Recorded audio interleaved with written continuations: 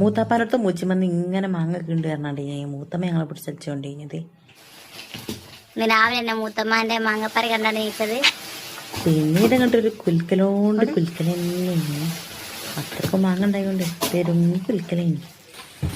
Last കുറേ മാങ്ങ അങ്ങോട്ട് തലയിൽ കൂടെ വീണ്. അതേനി അവസ്ഥ. ഏതായാലും കുലുക്കി കുലുക്കി മൂത്തമ്മയും കൊയങ്ങി, നോക്കുന്ന ഞങ്ങളും കൊയങ്ങി.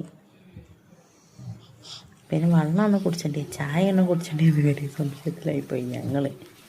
അങ്ങനെ മൂത്തമ്മ ആ കൊമ്പുമ്പോൾ ഈ കൊമ്പുമ്പോൾ ഈ കൊമ്പുമ്പോൾ ആ കൊമ്പുമ്പോൾ ഇങ്ങനെ ഓരോന്ന് ചാടിപ്പോലും. മൂത്തമ്മേടെ കഷ്ടപ്പാടുണ്ട്. ഞാൻ വിചാരിച്ച് ഞാനങ്ങോട്ട് കയറി കൊടുത്തല്ലോ.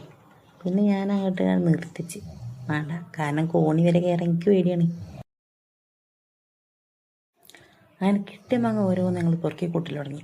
കൂട്ടത്തിൽ എൻ്റെ മകനുണ്ടേ പുറക്കി കൂട്ടാനേ. ഓനില്ലാതെ എന്ത് കച്ചവടമല്ലേ, എല്ലായിടത്തും ഉണ്ട്. ഓരോ മാങ്ങി പറിക്കുമോ എനിക്ക് ഇങ്ങനെ കൊണ്ടുവന്നിരുന്നേ.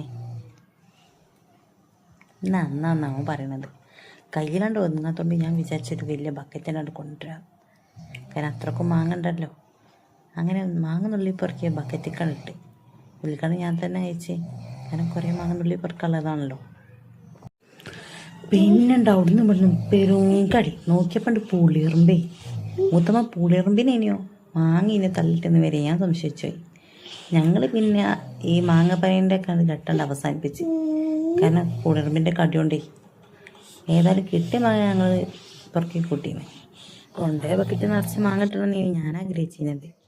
എന്നാലും കുഴപ്പമില്ല, ബക്കറ്റിൻ്റെ പകുതി മാങ്ങ ഞങ്ങൾക്ക് കിട്ടിയാണ്. പിന്നെ അത് അച്ചാറിടലായി, മാങ്ങ മുള്ളിടലായി, മാങ്ങ ജ്യൂസ് അടിച്ചലായി, അങ്ങനെ ഓരോന്നായി.